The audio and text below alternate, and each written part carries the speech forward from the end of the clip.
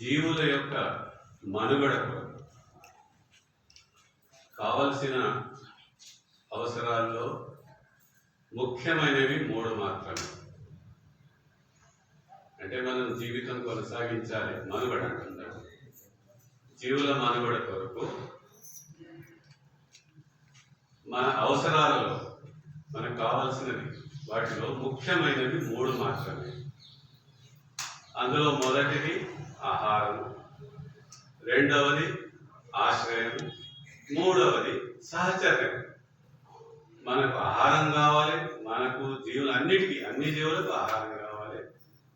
రెండవది ఆశ్రయం కావాలి, అంటే ఎండ వాన చలి నుండి తట్టుకునేటందుకు ఒక చిన్న పక్షులకు గూడు, గుహ, ఇల్లు ఏదైనా ఒకటి కావాలి.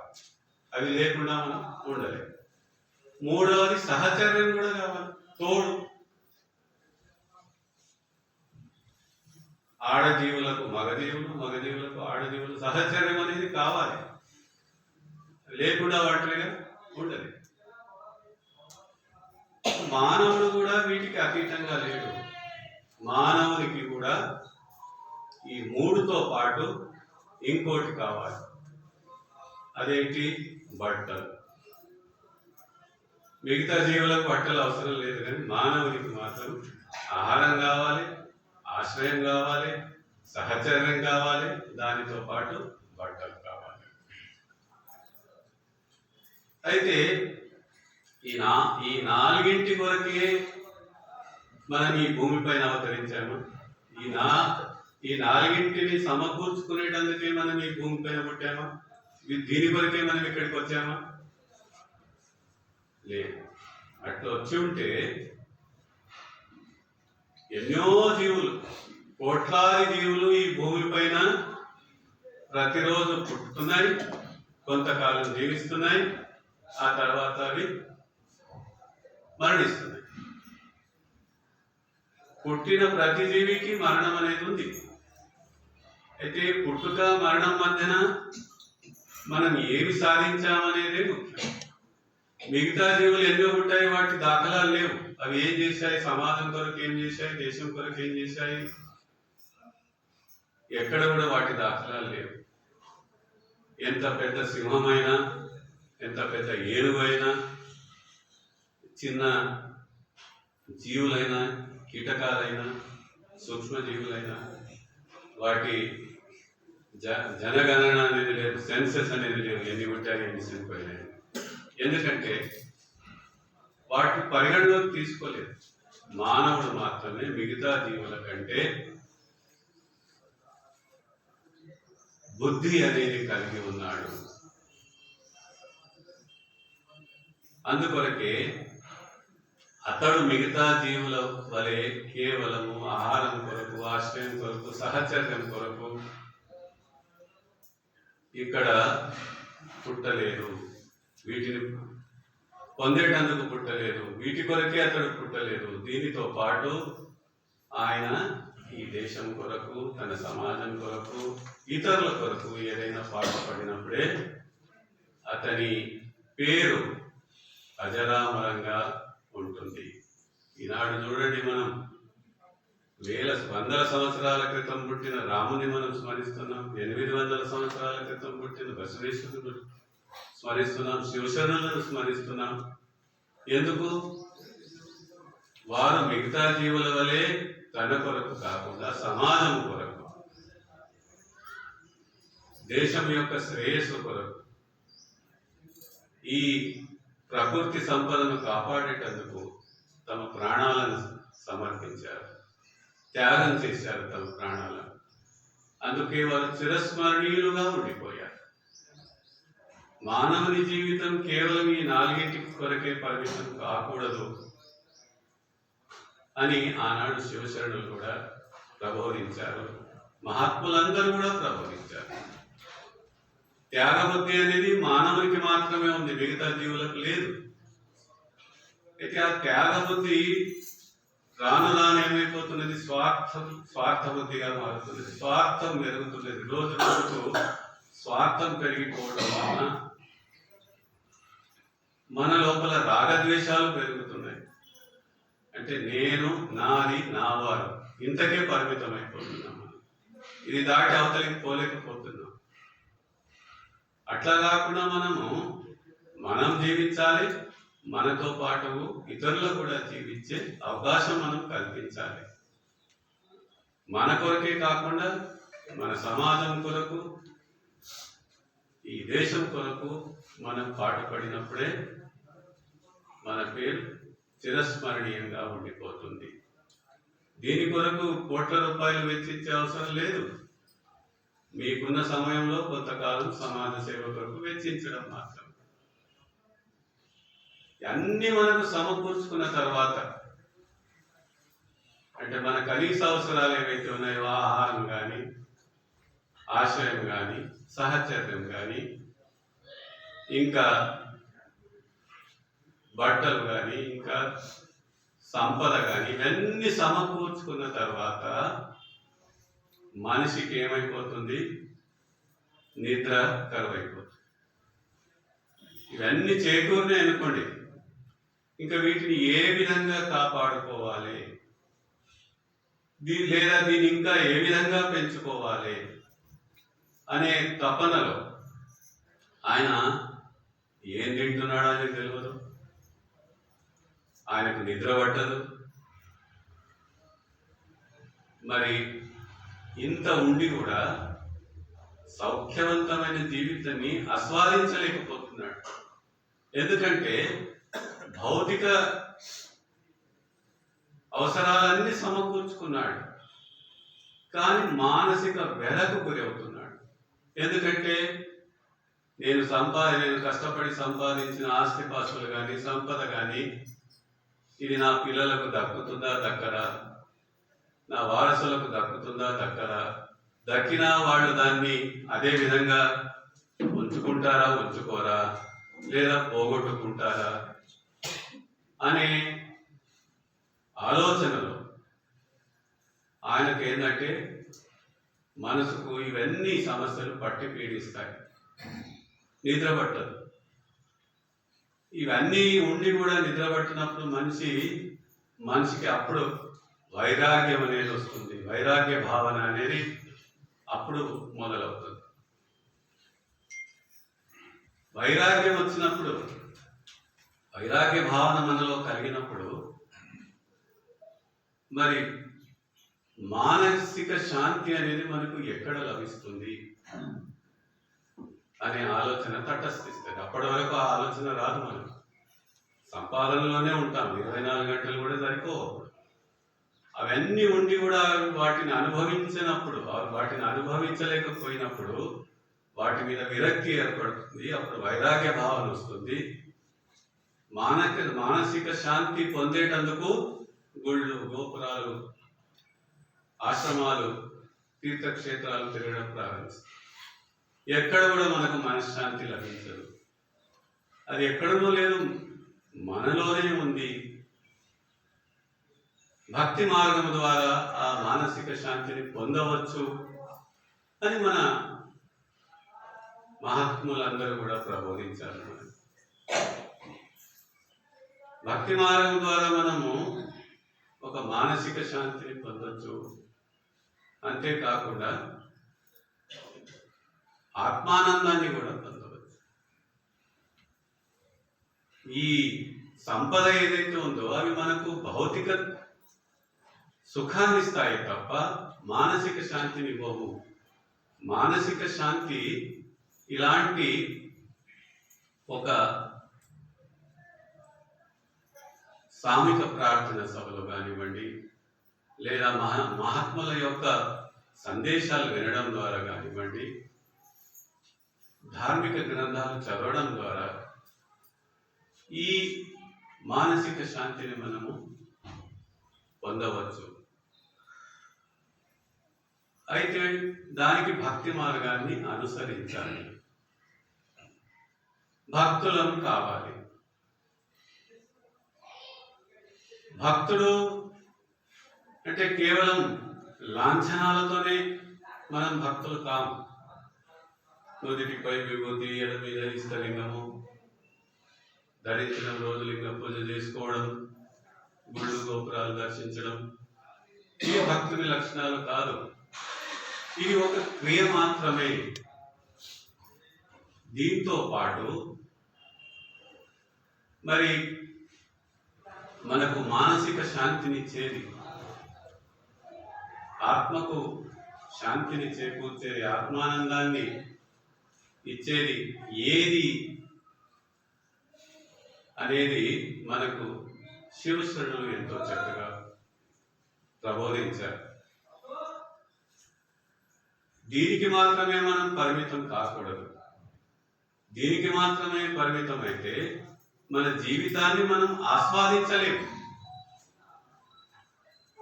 ఎప్పటికీ ఏదో ఒక సమస్య, ఏదో ఒక బాధ మనల్ని పట్టి పీడిస్తుంది. వీటన్నిటి నుండి బయటపడేటందుకు భక్తి మార్గం ఒకటే సూక్తమైనది, ఉపయుక్తమైనది. భక్తి అంటే ఏమిటి అనేది ముందు తెలుసుకుంటే భక్తి మార్గం ఏమిటో మనకు తెలుస్తుంది. భక్తి అంటే పరమ ప్రేమ.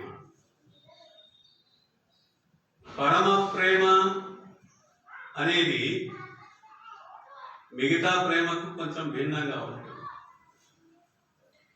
పరమ ప్రేమ అంటే ఎలాంటి స్వార్థం అపేక్షించకుండా నిస్వార్థమైన ప్రేమ, దాన్ని పరమ ప్రేమ అంట. లేదా శ్రద్ధ, లేదా దాన్నే మనం అంకిత భావం, విశ్వాసం, ఇవన్నీ కూడా భక్తికి ప్రతీక. విశ్వాసం ఎవరి మీద ఉండాలి?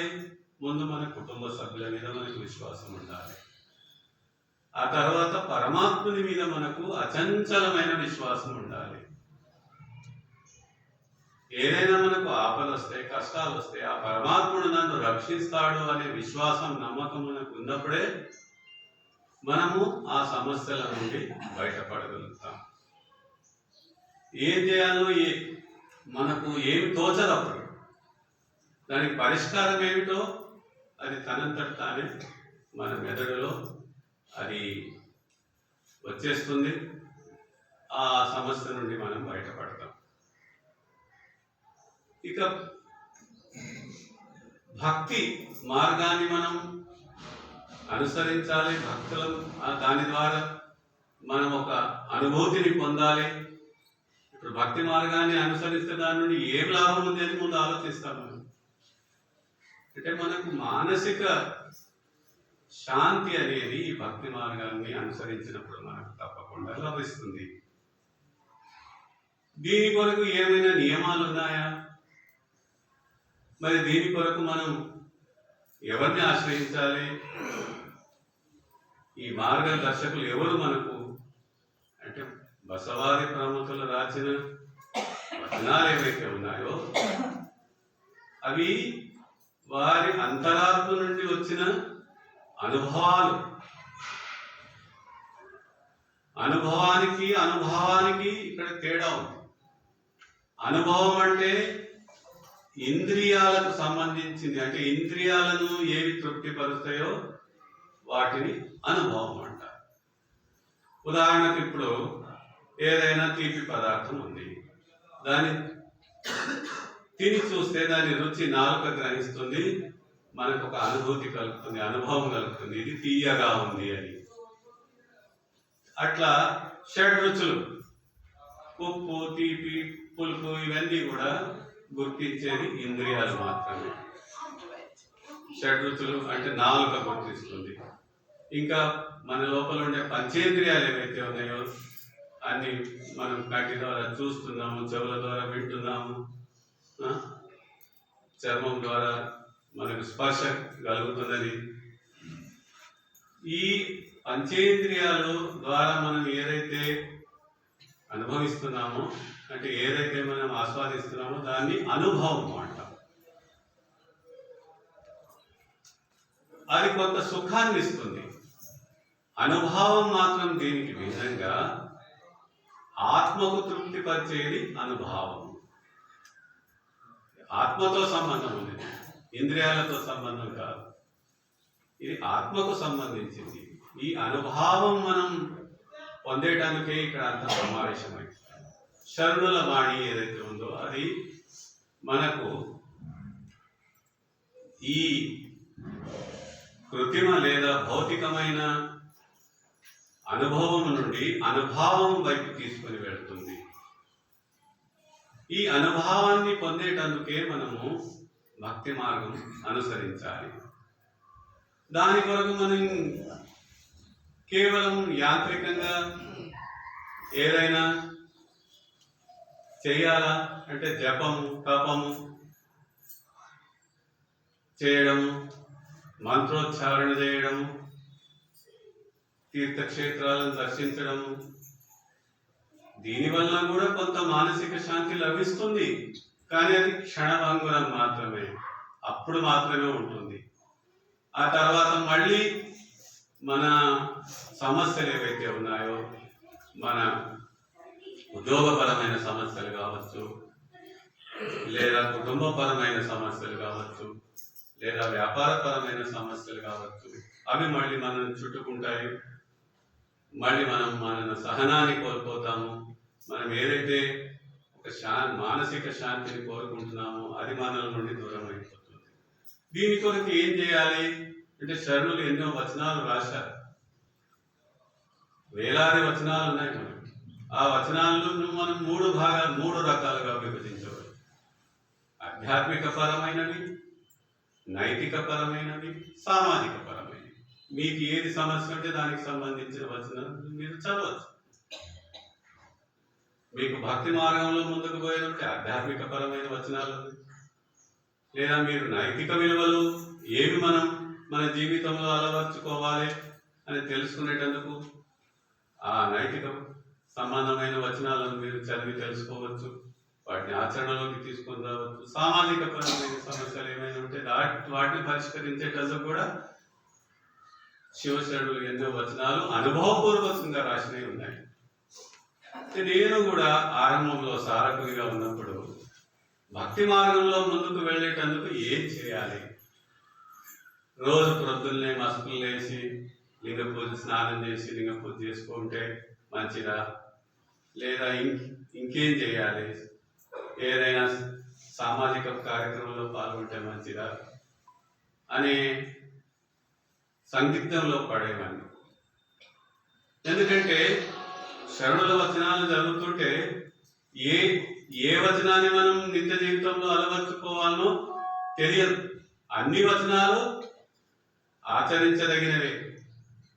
అందులో ఏదైనా ఒక వచనాన్ని లేదా ఏదో ఒక కొన్ని వచనాలను మనం నిత్య జీవితంలో అలవర్చుకోవాలి, వేటిని అలవర్చుకోవాలి అనే సమస్యలో సుడిగుండంలో మనం పడిపోయే అవకాశం నాకు కూడా అలానే జరిగింది. ఉదాహరణకి ఇప్పుడు ವಿಶ್ವಗುರು ಬಸವೇಶ್ವರ ವಾರ ತಮ್ಮ ವಚನಂలో చెప్తున్నారు, ಸುಪ್ರಭಾತ ಸಮಯದಲ್ಲಿ ಅರ್ತಿಯಿಂದ ಲಿಂಗವ ನೆನೆದರೆ ತಪ್ಪುವುದು ಅಪಮೃತ್ಯು ಕಾಲ ಕರ್ಮಂಗಳಯ್ಯ. ದೇವ ಪೂಜೆಯ ಮಾಟ ಧ್ವನಿತ ಬಂಧನದೋಟ, ಶಂಭು ನಿಮ್ಮ ನೋಟ ಹಿಂಗದ ಕಣ್ಣೇಟ, ಸದಾ ಸನ್ನಿಹಿತನಾಗಿ ಶರಣೆಂಬುದು ನಂಬುವುದು ಜಂಗಮಾರ್ಚನೆಯ ಮಾಟ, ಕೂಡಲ ಸಂಗನ కూట.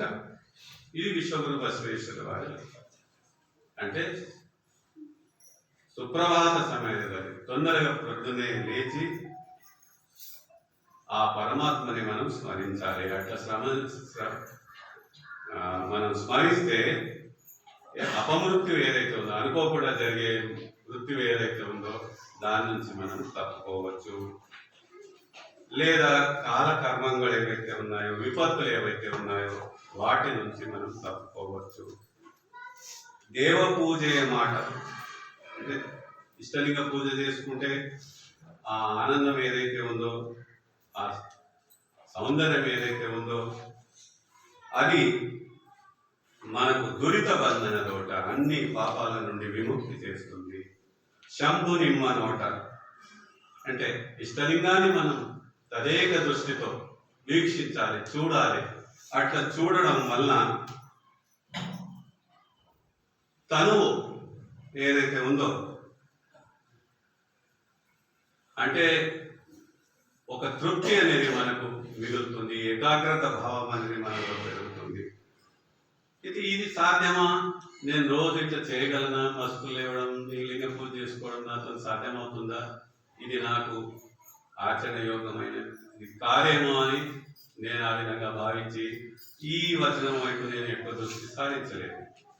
ఆ తర్వాత మళ్ళీ నాకు ఇంకో వచనం నా దృష్టికి వచ్చింది.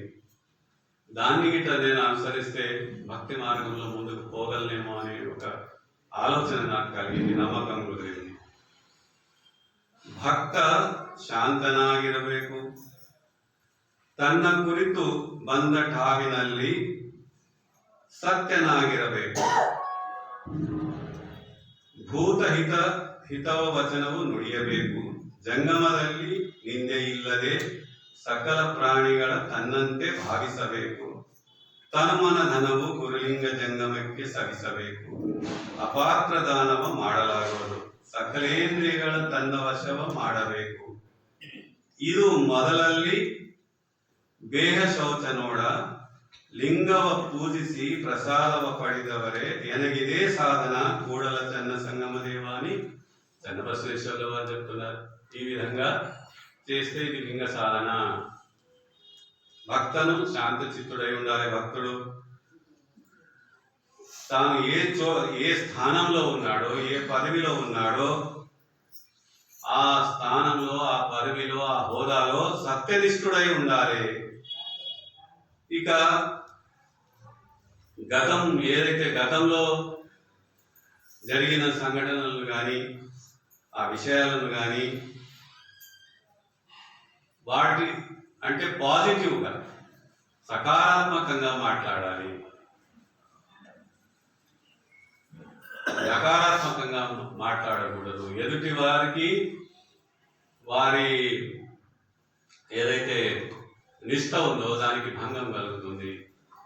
అంటే నేను ఇన్ని సంవత్సరాల పాటు లింగ పూజ చేసుకున్నాను, ఇష్టలింగ పూజ చేసుకున్నాను, అట్లా చేసిన ఇట్లా చేసినా కానీ నాకు కష్టాలు మాత్రం మళ్ళీ పట్టి పీడించాయి.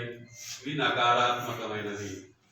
అంటే ఇంకోటి ఉత్సుకతో ముందుకు వచ్చినప్పుడు అతన్ని ప్రోత్సహించాలి. భూతహితవనుడి మన మీద జరిగిన సంఘటనలు కానీ, మనకు వచ్చిన కష్టాలను కానీ ఇంకోరికి చెప్పడం వలన వారి ఆత్మస్థైర్యం తగ్గుతుంది. కాబట్టి భూతహితవ ನುಡಿಯಬೇಕು. జంగమದಲ್ಲಿ నిందే ఇల్లదే. ఇంకోరిని నిందించకూడదు. చాలా మనకు అలవాటు అది. అంటే అదే పిచ్చిపాటిగా మాట్లాడడం అంటాం. ఒక చోట నలుగురు స్నేహితులు ఎప్పటికీ సాయంత్రం పూట వచ్చి కలిసేవారంట. రచ్చబండ అని అంటారు పల్లెటూళ్ళలో, ఒక కట్ట ఏదైనా ఉంటుంది. అక్కడ నలుగురు వచ్చి కూర్చొని ప్రాపంచిక విషయాలు, ఇంటి విషయాలు, అవి ఇవి అన్ని మాట్లాడుకొని చివరికి అందరూ ఎవరి ఇళ్ళకు పడిపోయేవారు. అయితే నలుగురు ఒక్కసారి ఒకే టైంలో అక్కడ వచ్చేవారు కాదు. ఎవరికి ఎట్లా వీరుంటే అట్లా వచ్చేవారు. అయితే ఒక్క వ్యక్తి మాత్రం ఎప్పుడు కూడా నలుగురిలో అందరికంటే ముందు వచ్చేవాడంట. ఆ తర్వాత అందరు పోయిన తర్వాత ఇంటికి పోయేవాడు. వాళ్ళకు ఇట్లా కొన్ని సంవత్సరాలు గడిచిపోయింది. ఆయనకు అన్నారంటే ఒకరోజు ముగ్గురు అందరూ, మేము ఇక్కడ ఎప్పుడు కూడా టైంకి రాము, ఎప్పుడు ముందు వస్తాము, ఎప్పుడు లేట్గా వస్తాము, ఒక్కొక్క రోజు రాము. నీవు మాత్రము అందరికంటే ముందు వస్తావు, మరి అందరు పోయిన తర్వాత పోతావు. అట్లెందుకు? దీంట్లో ఏమైనా రహస్యం ఉందా, మర్మం ఉందా? ఎందుకు నీవు అట్లా ఇంత ఏంటంటే నిబద్ధతతో ఇక్కడికి వస్తున్నావు అని అడిగినాడు. ఏం చేయాలి? ఇప్పుడు నేను అందరికంటే ముందు వస్తాను, ఆ తర్వాత నీవు వస్తావు. మనం ఇద్దరం ఎవరి గురించి మాట్లాడతాం? ఇద్దరు ఎవరు రారో వాళ్ళ గురించి, వాళ్ళ తప్పులని ఇక్కడ చర్చిస్తామంటే. ఆయన అట్లా చేసాడు, ఈయన ఇట్లా చేసాడు, ఆయన కొడుకు ఇట్లా చేసాడు. మళ్ళీ ఆ రెండో వ్యక్తి రాగానే, మూడో వ్యక్తి రాగానే ఈ ముగ్గురు కూడి నాలుగో వ్యక్తి ఎవరున్నాడో ఆయన గురించి చర్చిస్తున్నాం. మళ్ళీ అందరికంటే ముందు ఎవరు పోతారు, పోయిన తర్వాత ఈ ముగ్గురు కూర్చొని పోయిన వ్యక్తి గురించి మాట్లాడతారు. అందుకొరకే నా గురించి ఎవరు కూడా మీరు తప్పుగా మాట్లాడకూడదు అని నేనేం చేస్తున్నా, అందరికంటే ముందు వస్తున్నా, మీకు అవకాశం ఇవ్వకూడదని నేను అట్లా చేస్తున్నాను చెప్పి. కాబట్టి అట్లా కాకుండా ఈ భక్తి మార్గంలో మరి ఇటువంటివి కూడా జరిగే అవకాశం ఉంది. కాబట్టి ఈ వచనము నేను ఆచరించలేనేమో అని నాకు అనిపించింది. ఇక చాలా సంవత్సరాలు ఈ విధంగా నేను ఏ వచనం నా నిజ జీవితంలో పూర్తిగా అలవర్చుకోవాలి అంటే నాకు చివరికి ఒక వచనం ఇది నాకు యోగ్యమైంది అని నేను భావించి అది ఎంతవరకు నేను నా జీవితంలో అలవర్చుకున్నాను అనేది ఆ వచనం చదివిన తర్వాత మీకే తెలుస్తుంది.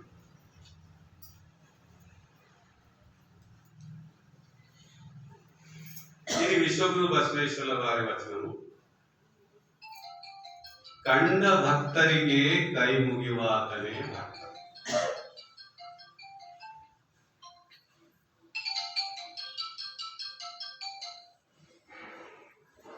ಕಂಡ ಭಕ್ತರಿಗೆ ಕೈ ಮುಗಿವಾತನೇ ಭಕ್ತ. ಮೃದುವಚನವೇ ಸಕಲ ಜಪಂಗಳಯ್ಯ, ಮೃದುವಚನವೇ ಸಕಲ ತಪಂಗಳಯ್ಯ, ಸದ್ವಿನಯವೇ ಸದಾಶಿವನ ಒಲಿಮೆಯಯ್ಯ, ಕೂಡಲ ಸಂಗಯ್ಯ ನಂತಲ್ಲನಯ್ಯ. కండ భక్తరిగే కై ముగివాతనే భక్త అంటే రెండు చేతులు జోడించి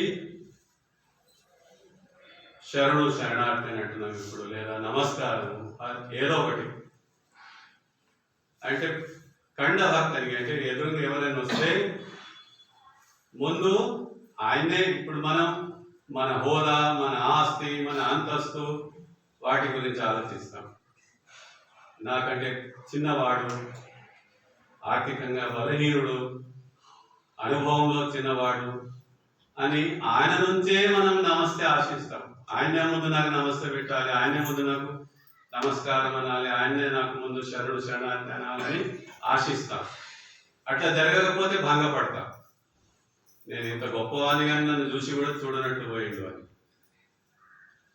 అయితే నేను మాత్రం నా నిజ జీవితంలో ఎవరు నాకు ముందుగా అనిపిస్తే వాళ్ళ నా హోదా, నా స్థాయి చూసుకోకుండా, నేను ప్రభుత్వ ఉద్యోగిగా పనిచేశాను, స్కూల్లో పనిచేశాను. నా సహోపాధ్యాయులకు నేను స్కూలుకు పోగానే నేను ముందు వాళ్ళకు నమస్కారం అనేవాడిని. వాళ్ళు నాకందరూ నమస్కారం పెట్టాలని ఆశించేవాడిని కాదు. అటెండరు మహిళ ఉండేది. అయితే ఆమె ముందు పోయేది అందరికంటే. ఎందుకంటే అక్కడంతా శుభ్రపరచాలి, ఊడవాలి, చేయాలి.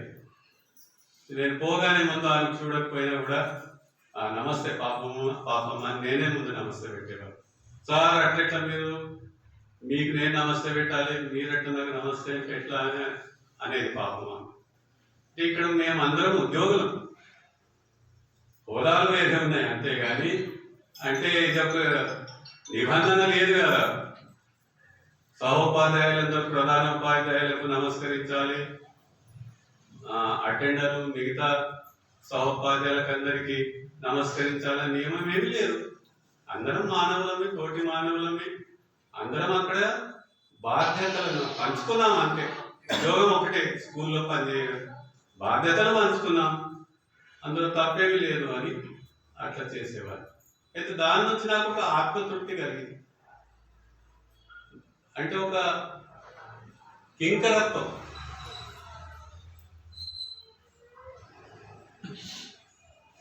ఎనగింత కిరియరిల్ల శివభక్తులకింత హిరియరిల్ల అని విశ్వగురు బసవేశ్వరుల వారే ఘంటాబద్ధంగా చెప్పారు. మనం నిమిత్త మాత్రంలో ఒక 0.1% కూడా మనం లేవు అన్నప్పుడు ఎందుకు ఆ విధంగా చేయకూడదు అని నేను దాన్ని ఆచరణలోకి తీసుకొని వచ్చాను. మృదు వచనమే సకల జపంగళయ్య. జపము అంటే ఇప్పుడు మనం రుద్రాక్షమాల తీసుకొని జపిస్తాం. ఓం నమ శివాయ మంత్రం ఇంకేదో అందరు చాలా మంది జపిస్తారు. అయితే అందరితో మృదువుగా మాట్లాడడం ఈ అన్ని జపాల కంటే శ్రేష్టమైనది. దాన్ని మన నిజ జీవితంలో అలవర్చుకోవాలి. జపం చేయండి, పర్వాలేదు, అది మన ఏకాగ్రతను పెంచుతుంది, మానసిక శాంతి లభిస్తుంది. కానీ మన లోపల ఉండే అహంభావాన్ని, అహంకారాన్ని మనం వదులుకోకపోతే మీరు ఎన్ని ఏళ్ళు జపాలు చేసినా కూడా అది వ్యర్థమే అయిపోతుంది. అంటే దాని నుంచి మీకు ఏ ప్రయోజనం చేకూరలేదు జపం చేయడం వల్ల అని అర్థమవుతుంది. ఒకసారి ఇదే విధంగా జపించే పోటీ పెట్టిందంటే ఎక్కడో ఒక పోటీ నిర్వహించింది. మన దగ్గర 104, 108 రుద్రాక్ష మాలలు ఉంటాయి. అయితే మనం ఏదైనా ఒక మంత్రం జపిస్తాం. రామ రామ రామ అనో, కృష్ణ కృష్ణ అనో, ఓం నమ శివాయ అనో, ఓం బసవానో. మహమ్మదీయ సంప్రదాయంలో కూడా ఉంది, అన్ని సంప్రదాయాల్లో కూడా ఉంటాయి. అయితే ఈ పోటీలో ఒక క్లర్క్ మొదటి ప్రైజ్ సాధించాడు. మంచి మంచి అనుభవజ్ఞులు ఎన్నో రోజులు ఈ భక్తి మార్గంలో అత్యంత ఎక్కువ సమయాన్ని కేటాయించి ఎంతో అనుభవాన్ని గడించిన వారు కూడా ఆ రుద్రాక్ష జపం పోటీలో నెగ్గలేదు. ఒక క్లర్క్ ఆఫీస్లో పనిచేసే గుమాస్తా మొదటి ప్రైజ్ సంపాదించాడు. ఆయనకు అడిగిందంట, నీవు ఎంత సాధన చేసినావు, ఎట్లా సాధన చేయగలిగినావు, అందరికంటే ముందుగా 108 సార్లు లేదా 8 సార్లు ఎట్లా జపం చేసినావు అని అడిగింది ఆ నిర్వాహకులు. అయితే ఆయన చెప్పిండంట, మీరందరేమో ఓం నమ శివాయ, ఓం నమ శివాయ, ఓం నమ శివాయ అనుకుంటూ చేసిండ్రు. అట్లా చేసేటందుకు, మీరు జపించేటందుకు మీకు ఎక్కువ టైం పట్టింది. నేను ఉద్యోగం చేస్తాను, గుమాస్తా పని చేస్తాను. అయితే నేను పని చేసే జాగాలో మా కార్యాలయంలో ఏముంటుంది, పైన ఒకటి రాసింది ఉంది. ఒకసారి తిరిగి దాన్నే రాయకుండా ఏమని రాస్తారు, డూ అని రాస్తారు. అంటే అదే అర్థం. కాబట్టి మీరంతా ఓం నమ శివాయ 108 సార్లు అన్నారు. నేను ఒక్కసారి ఓం నమ శివాయని మిగతా 108 సార్లు డూ డూ డూ డూ అని అంటే యాంత్రికం అయిపోయి దాని నుంచి వచ్చేది ఏమి లేదు. అట్లా పోటీలలో నెగ్గొచ్చేమో, కానీ నీకు ఆత్మతృప్తి అయితే కలగదు కదా. ఇతరులతో సౌఖ్యంగా మాట్లాడడం, మృదువుగా మాట్లాడడం, కింకరత్వాన్ని ప్రదర్శించుకోవడం, మన హుందాతనాన్ని అక్కడ ప్రదర్శించుకునే అవసరం లేదు. సద్వినయవే సదాశివన వలిమివయ్య, మృదు వచనవే సకల తపంగళ. తపస్సు చేయడం కళ్ళు మూసుకొని ఇంద్రియ నిగ్రహణ కొరకు అది అవసరం. కానీ అది కూడా నాకు సాధ్యం కాలేదు, ఏదో ఒకటి ఆలోచన వచ్చేది.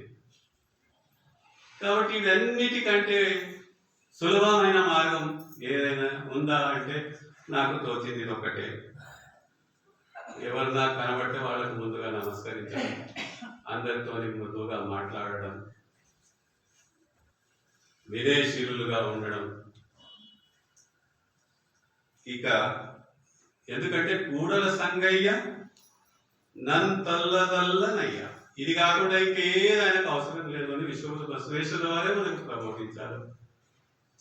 దాన్ని నేను నా నిజ జీవితంలో అలవర్చుకొని ఒక ఏంటంటే మానసిక శాంతితో, ఆత్మతృప్తితో నేను ఏమి సంపాదించానంటే మీ అందరి ఆత్మీయతను సంపాదించాను. ఇదే నాకు గొప్ప సంపద నేను భావించి నేను నా జీవితాన్ని కొనసాగిస్తున్నాను. ఇది నాకు ఎంతో తృప్తినిచ్చింది. ఇదే నేను నా పిల్లలకు కూడా వారసత్వంగా నేను ఇదే వాళ్ళకు అందించాను. ఆస్తిపాస్తులన్నీ శాశ్వతం కాదు, ఈరోజు ఉంటే ఉండొచ్చు, కరిగిపోవచ్చు. కానీ ఈ విధంగా మనం సమాజంలో కొనసాగితే అందరి మన్ననలు పొందవచ్చు. అందరి నుండి ప్రేమానురాగాలను సంపాదించడం. దీని కొరకు పైసా కూడా ఖర్చు పెట్టే అవసరం లేదు. మన లోపల ఒక వినయశీల భావం ఏదైతే ఉందో అది అలవర్చుకున్నప్పుడు మనకు ఎవరి నుండి కూడా శత్రుత్వం అనేది రాదు. ఎవరు కూడా మనల్ని నిందించరు.